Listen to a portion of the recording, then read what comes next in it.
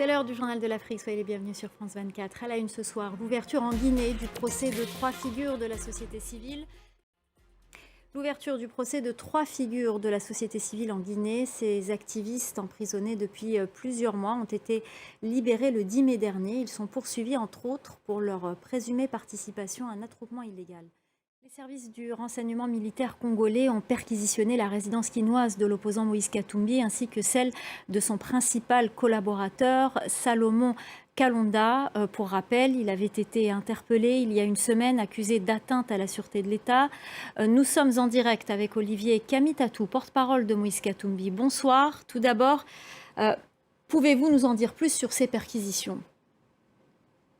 Bien, bonsoir madame. Eh bien, ce que je peux vous dire, c'est que ces perquisitions ont été réalisées par le DEMIAP, donc le renseignement militaire.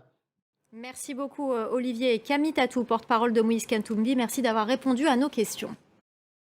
International, au moins 23 personnes ont été tuées lors des violentes manifestations qui ont éclaté au Sénégal, notamment à Dakar et Ziguinchor depuis le 1er juin.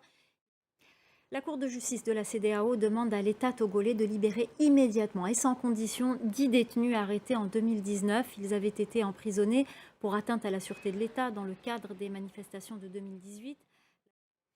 En Guinée-Bissau, l'opposition a remporté la majorité absolue aux élections législatives. Il y a donc une cohabitation imposée au président Umaro Sissoko Embalo. Ce n'est pas la première fois dans ce petit pays abonné aux crises politiques. La correspondance régionale de Sarah Sakou.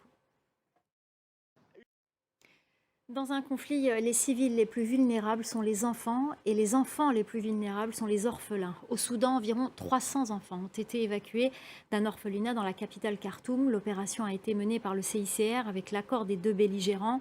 Environ 70 enfants sont morts dans cet orphelinat depuis le début des combats. Caroline Lambolé.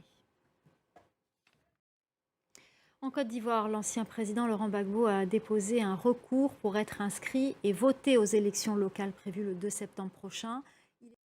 La journée mondiale des océans au Kenya, pêcheurs et villageois font les frais de l'exploitation intensive des fonds marins depuis des décennies.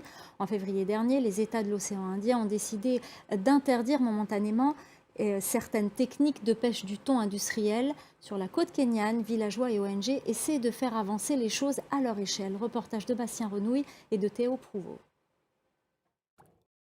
Voilà, c'est la fin du Journal de l'Afrique. Merci aux équipes en régie, merci à notre chef d'édition Célia Caracena, merci à nos correspondants sur le terrain et merci à vous de nous être fidèles. Restez avec nous, l'info continue sur France 24.